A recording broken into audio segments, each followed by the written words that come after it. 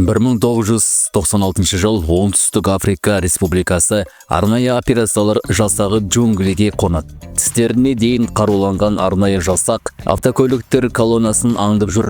Көліктер жақындаған сәтте олары тұтқиылдан шабуыл жасайды. Барлық күзетшілерді залалсыздандырған соң ғалымдарды ұрлап әкетеді. Бастарына қап кигізіп тікұшаққа тиеп әкетеді. Операциядан кейін сарбаздар сапқа тұрғызылады. Сендер кімсіңдер деген сұраққа бәрібір ауыздан білмеймін, сэр деп жауап береді. Бас қолбасшысы операцияның сәтті өткенін айтады. Агенттер қаруларын тапсырады. ақш-та операцияны талқылау үшін әскери жиын өтеді. Адамдар жоғалып кеткен ғалымдар мен Африкаға құлаған метеориттің сынықтарына алаңдаулы. Егер бөтен біреулер метеориттің құрамын анықтап қойса, бүкіл әлемге қауіп төнуі мүмкін. Агент Морган бұрын Оңтүстік Африкада жұмыс істеген. Сондықтан ол тағы 3 агентпен бірге сонда жіберіледі. Осы кезде генерал Шерман зейнетке шығуда. Әріптесі оны құттықтап қол алысу кезінде бір нәрсе береді. Агент Морганмен қатар жалдамалы адамдарда жасырын түрде аттанады. Сен бірақ тексер дегендей. Генерал Шерман берілген хабарламаны ашады. Жоспарыңыз сәтті, миссия орындалды дейді. Ал жоғалып кеткен агенттердің бірі Джеки Чан есін жияды. Олардың тікұшағы апатқа ұшырағаннан бері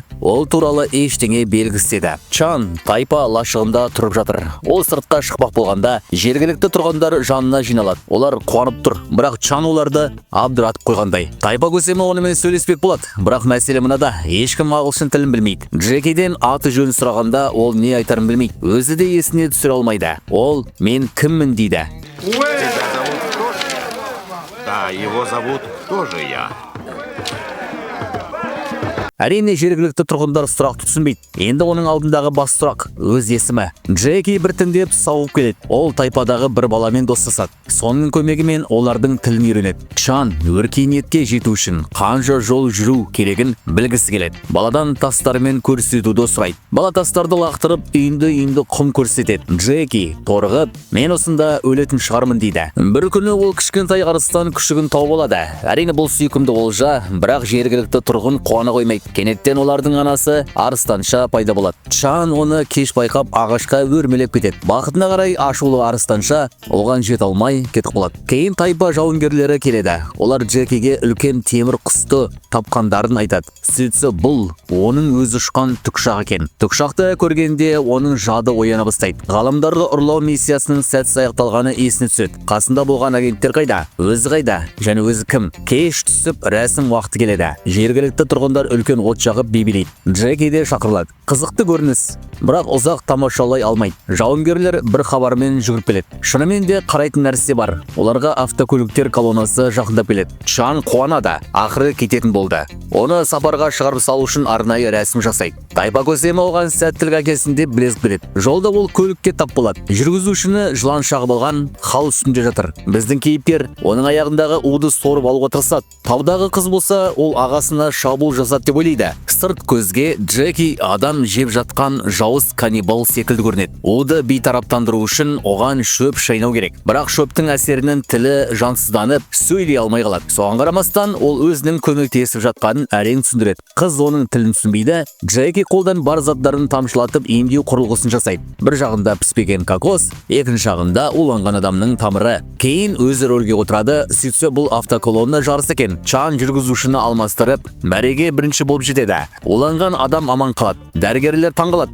Жараға жағылған шөп қоспасы уды бейтараптандырған, ал кокос шырынынан жасалған тамшылатпашы. Мұндайды тек арнайы жасақ үйренеді. Жұрт оны жергілікті абориген деп ойлайды. Тілі әлі жансыз. Сондықтан олар үшін ол білімді жергілікті тұрғын, бірақ жоғалтқан агент емес. Дәрігер оған жансыздануды азайтатын дәрі береді. Джеки жадысын қалпына келтіру үшін қалаға бару керек. Құтқарып қалған қыз оны жалғыз қалдырмай дәрігерге өз апаруды ұсынады. Осы кезде агент Морганға генерал Шерман қоңырау шалады. Жоғалып кеткен агент Джеки Чанның суреттері газеттерде жарияланады. Белгілі болғандай, сол операцияға қатысқандардың бәрі өлуі тиіс еді. Ал Чан ауруханада отырғанда тілші жүгіріп келіп сұхбат сұрайды. Дәрігер оған ми жарақаты салдарынан жадысын жоғалтқанын түсіндіреді. Бірақ Джеки Чан сау сезінеді. Бұл қалай болғаны? Оған полицияға баруға кеңес беріледі. Жоғалғандар тізімінен өзін іздеп көру үшін. Қыз кейіпкерімізбен қоштасып жатқанда дәлізде костюм киген адамдар пайда болады. Олар ЦРУ агенттері. Олар Джекиден өздерімен бірге жүруін сұрайды. Джеки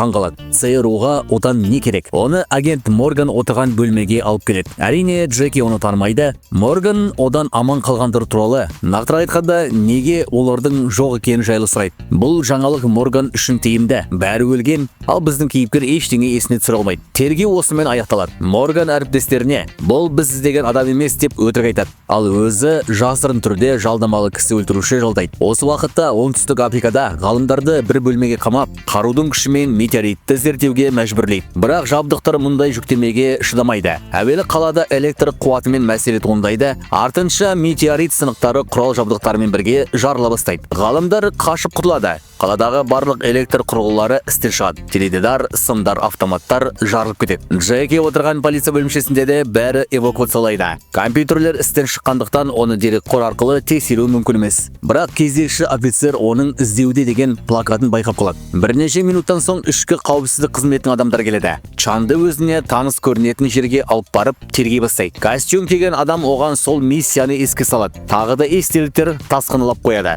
Тікұшақ, миссияға қатысқан әріптестері әр елден жиналған. Бірақ кезек біздің кейіпкерге келгенде жағдай ушығады. Миссия жетекшілерінің бірі тікұшақты басқару мүмкіндігін ажыратып қашуға тырысады. Бір адам секіріп кетеді, ал екіншісін Джеки ұстап қалады. Ол оны парашютіне тартып, салбыратып ұстап тұрады. Ал әріптестері оны басып тастайды. Бірақ тұтқын ештеңе айтпайды. Сонда Джеки оны жібереді. Тікұшақтан салбырап тұрған Чан бәрінің өлетінін түсініп, өзі секіруге бел буады. Құлаған кезде бұтақтар оның құлауын жұмсартады. Біреу оның естеліктер тасқыннан оятып жібереді. Сұрақ бұрынғыдай, сен кімсің? Джеки айғақ ретінде 54 жалған төлқұжат көрсетеді. Әр қатысушыға алтаудан, тергеуші одан ақпарат алу үшін барын салады. Ол Чан достарын жасырып отыр деп ойлайды. Бірақ біздің кейіпкер шынымен ештеңе білмейді. Ақыры әлгі адам оны ұрып соғады. Сенбейді, сосын кетіп қалады. Джеки уақыт жоғалтпайды. Қолына кісен салынғаны қарамастан ол шеберлікпен қашып шығады. Тіпті ғимараттың төбесіне түсіп, тағдырмен ойнағандай әрекет етеді. Бірнеше сәттен соң Джеки қонақ үйде болады. Бірақ онда да оны біреу күтіп тұр.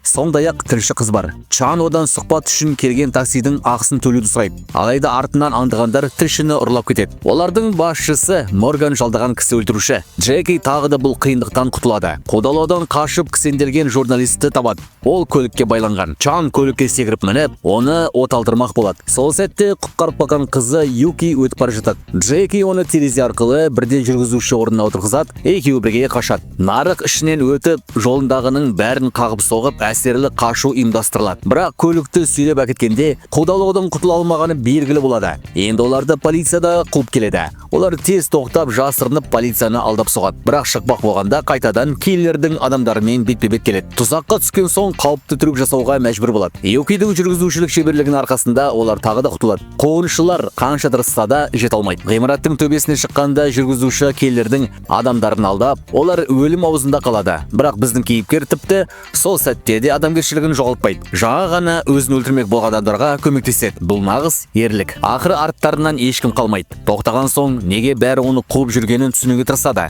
Оның жанында өзі өлтірген агенттердің бірінің сөмкесі бар еді. Ішінен Джекиді мазалаған шифр жазылған қағаз табылады. 11 жүргізуші біреу түсіп қалды. Бұл нені білдіреді? Біздің кейіпкеріміздің шыдамы таусылады. Ол ештеңені есіне түсіре алмайды. Биікке шығып, өмір бойы мазалаған сұрақты тағы да қояды. Мен кіммін дейді. Осы кезде ол Юкимен демалып жатқанда журналист Кристина шифрды шешеді. Және сәтті шешеді. Шифр Роттердамдағы бір компанияның телефон нөмірін көрсеткен екен. Юки суретке түсуді ұсынғанда Кристина бір түрлі әрекет етеді. Ол суретке түсуден бас тартады. Роттердам, Голландия. Барлық дәлелдер бір жерге тоғысады. Өлтірілген тікұшақ ұшқышының сіреңкелерімен ғимараттың қарсы бетіндегі мейрамханадағы сіреңкелер бірдей болып шығады. Джеки ЦРУ берген картаны таксофонға салып, тікелей Морганға қоңырау шалады. Оны одақтас деп қателесіп ойлаған Чан тұрған жерін айтып қойып, кеңес сұрайды. Ирониясы сол. Морган дәл сол қарсы бетте ғимаратта отыр еді. Ол адамдарына кейіпкерімізді өлтіруді бұйырады. Бірақ бұрынғы генерал Шерман оны тірідей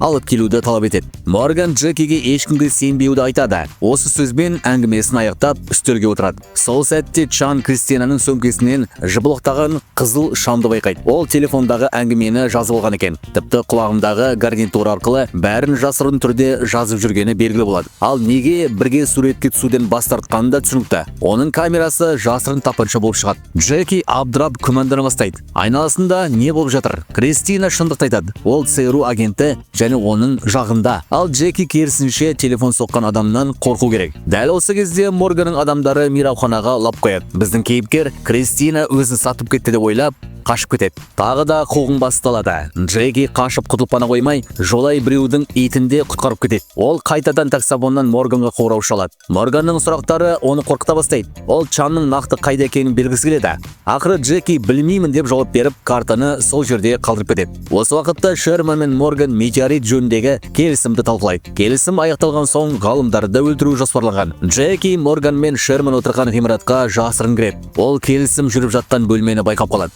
Желдеткіш шахтасына кіріп, әңгімені тыңдайды. Ғалымдар зерттеу нәтижелерін қуана баяндап жатыр. Бірақ метеорит әлі толық зерттелмеген әрі қауіпті. Жақында оның қалай жұмыс істейтінін анықтаймыз деп үміттенеді. Метеорит адамзат игілігіне қызмет етуі тиіс. Алайда сатып алушылардың мақсаты мүлде басқа. Олар мұндай қуатты материалды граната атқыш жасау үшін қажет етеді. Сатып алушы дискіні компьютерге салып, келісім ақысын аударады. Тұтас бір банк дерлік қаржы. Компьютер күте тұруды сұрайды. Ер адам сусын алуға кетеді. Сол сәтті пайдаланып, Джеки желдеткіштен түсіп, CD дискісін алып қояды. Бір сәтте оның ойына керемет идея келеді. Ол бүкіл соманы балаларды құтқару қорына аударып жібереді. Міне нағыз тиімді инвестиция. Ақшаның жоғалғаны және келісімнің бұзылғаны белгілі болады. Ғимараттың ішінде жүздеген жалдамалы жауынгер оны іздей бастайды. Джеки қашып жүріп, Морганмен бетпе-бет келеді. Морган тағы да сеніміне кіру тырысады. Бір сәтке Чан сенгендей болады. Бірақ оны тексеріп көрмек болады. Тапаншаны қолына береді. Алдын ала білдіртпей, оқсыздандырып қояды. Морган оны алған сәтте бірден Чанға кезенеді. Бұл оның үлкен қатерге еді. Морган да соққыға жығып, Джеки шатырға қашады. Артынан кәсіби жауынгерлер қоршап алады. Алғашысымен жекпе-жек шығады.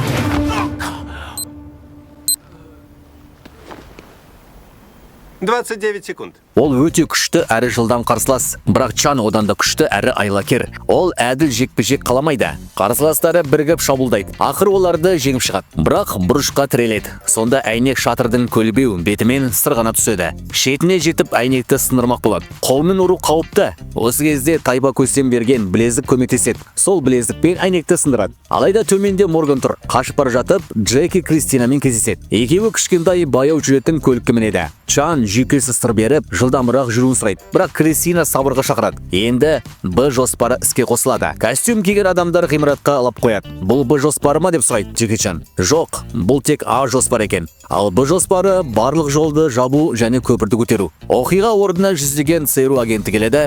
Қашпақ болған Морган ұсталады. Бүгіннің өзінде ол өзіне қатысты барлық шындықты еститін болады. Ал дискше Джеки оны өзенге лақтырып жібереді. Енді ол қайда барады? Африкаға. Өйткені ол балаға компасын қайтарып беруге уәде еткен еді. Көргендеріңізге рахмет. Джеки Чан фильмдері туралы басқа да үзінділерді көруге кеңес беремін.